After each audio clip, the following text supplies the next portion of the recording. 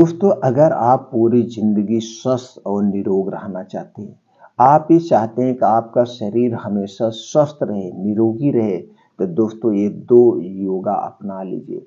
इन दो योगा को कैसे आपको करना है, कब करना है, इस दो योगा के फायदे क्या-क्या हैं और इसके नुकसान क्या-क्या हैं, आज के वीडियो में हम दोस्तों डिस्कस करेंगे।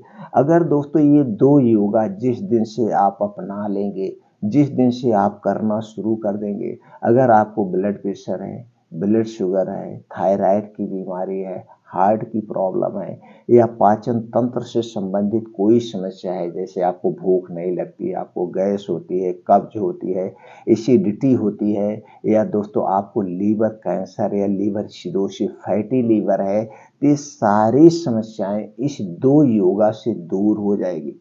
अगर कोई बीमारी नहीं है तो जिस दिन से इस दो योगा को करना आप शुरू कर देंगे, उसी दिन से आपके शरीर में कोई बीमारी नहीं आएगी।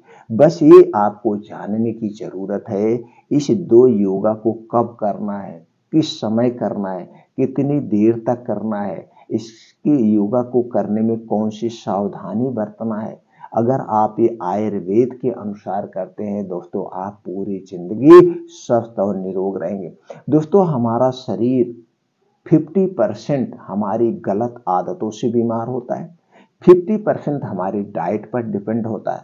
तो दोस्तों, अगर आप अपने डाइट को मेंटेन करेंगे और अपने डेली रूटीन को मेंटेन करेंगे, लाइफस्टाइल का चेंज करके कुछ प्रकृति के नियम अपना लेंगे, कुछ योगा प्राणायाम मेडिटेशन अपना लेंगे, तो दोस्तों आपको कभी दवा लेने की ज़रूरत ही नहीं पड़ेगी।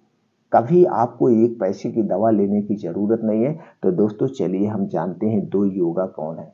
योगा और ये जानकारी लेने के बाद अपने यार दोस्त मित्रों रिश्तेदारों से ज़रूर शेयर करिएगा, जिससे दोस्तों वो लोग भी घर पे रहें, स्वस्थ रहें और निरोग रहें। तो चलिए सबसे पहले जानते हैं योगा करने के क्या नियम। दोस्तों, जब भी हमें योगा करना हो, सुबह खाली पेट करना चाहिए। सुबह खाली पेट जब आप योगा करते हैं तो आपका पूरा पेट, आपका शरीर साफ होता है, हल्का होता है और खाली पेट योगा सुबह ही करना चाहिए। कुछ लोग शाम को भी कहते हैं योगा करना चाहिए, लेकिन शाम के समय आप कुछ ना कुछ खा लेते हैं, आपको खाली पेट नहीं रहते हैं। अब सुबह आप खाली पेट रहते हैं, तो सुबह योगा करना सबसे अच्छा होता है। योगा जब भी करना उसके 2 घंटे पहले कुछ नहीं खाना-पीना है और योगा करने के 1 घंटे बाद तक कुछ आपको खाना-पीना नहीं है। थोड़ी-सी सावधानी आपको बरतेंगे तो सबसे बेटर होगा। योगा जब भी करना बाहर करना, घर में अंदर नहीं, खुले आसमान के नीचे, प्रकृति के नीचे, सूर्य की धूप के सामने बैठ के हमें योगा करना चाहिए। ये थोड़ी-सी सावधानी होती है। योगा कौन-कौन से करना, सबसे पहला योगा है दोस्तों, जिसे सबसे शक्तिशाली योगा माना गया है, वो है दोस्तों नाड़ी शोधन योगा, जिसे आज की भाषा में हम अनुलोम-विलोम कहते हैं। तो दोस्तों आपको सुखासन में बैठ जाना है। सुखासन में बैठ करके आपको अनुलोम-विलोम रोज कंटिन्यू आधे घंटे करना है। अनुलोम-विलोम में क्या होता है, कुछ इसको ज़्यादा मेहनत नहीं है। दोस्तों एक नाक से साँस लेना है, दूसरी नाक से छोड़ना है, फिर एक नाक से साँस लेना है, दूसरी नाक से आपको छोड़ना है। बस इससे ज़्यादा नहीं करना है। इसे आधे घंटे कंटिन्यू करना है। दोस्तों जब आधे घंटे रोज आप अनुलोम-विलोम करते हैं तो आपके पूरे शरीर में ऑक्सीजन का संचार हो जाता है और अगर आपके शरीर में कोई स्किन प्रॉब्लम है, चर्म रोग है, वो भी दूर हो जाएगा। आपके शरीर में कहीं कोई गाँठ है तो भी दूर हो जाएगा। अगर आपको ब्लड कैंसर है या ब्लड प्रेशर है या कोई भी ऐसी गंभीर बीमारी है, तो धीरे-धीरे ये आपका शरीर उसे ठीक करना शुरू कर देगा। यानी कि आपको कंटिन्यू रोज अनुलोम-विलोम आधे घंटे तक करना है डेली। जब आप अनुलोम-विलोम कर लेंगे, उसके जस्ट तुरंत बाद आपको दूसरा योगा करना है, वो है कपालभाति। दोस्तों कपालभाति सबसे अच्छी योगा है, सबसे अच्छा योगा है। कपालभाति में क्या करना है, आपको सुखासन में बैठ जाइए एकदम सीधे में। बैठने के बाद आप अंदर की सांस नाक के माध्यम से जो आपके पेट की सांस है, अंदर की सांस नाक के माध्यम से आपको बाहर निकालना है। आपको डेली दोस्तों 10 से 15 मिनट अनुलोम विलोम करना है। 10 से 15 मिनट डेली करिए। अगर आपको कोई गंभीर बीमारी है तो आप आधे घंटे करिए। जैसे लीवर से संबंधित कोई बीमारी है, लीवर कैंसर है या ब्लड कैंसर है या कोई ऐसी गंभीर बीमारी है, तो दोस्तों इसे आप आधे घंटे करिए, इसे आप 1 घंटे करिए। अगर कोई बीमारी नहीं है तो 10 से 15 मिनट आप डेली करिए।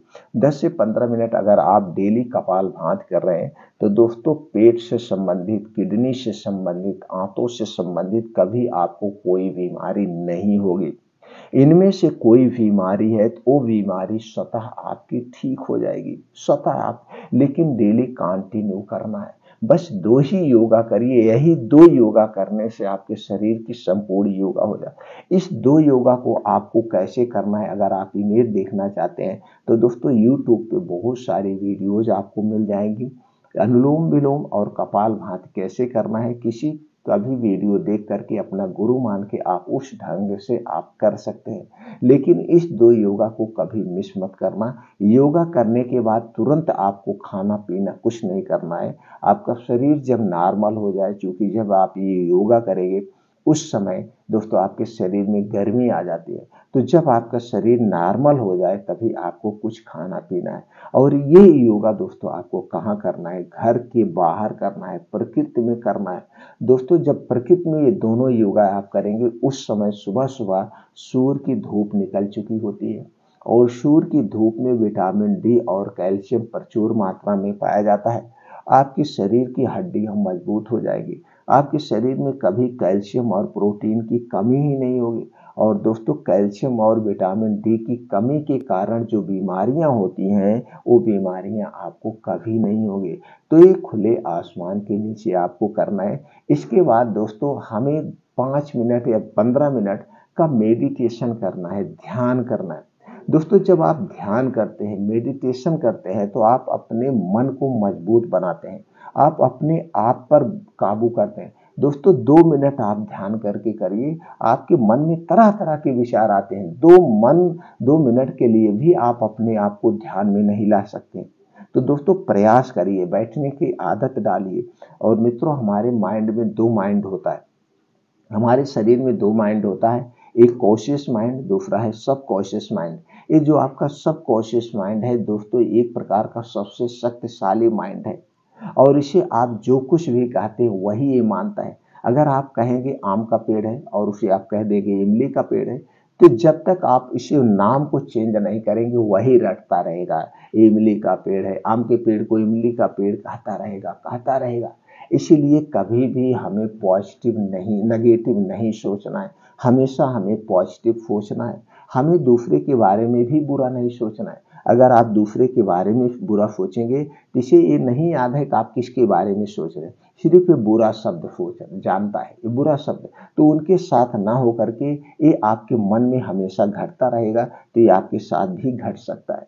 इसलिए इसे हमेशा पॉजिटिव रखिए, नेगेटिव थिंकिंग हमें नहीं रखना है, इसे हमेशा पॉजिटिव रखना है और खुश रखना है।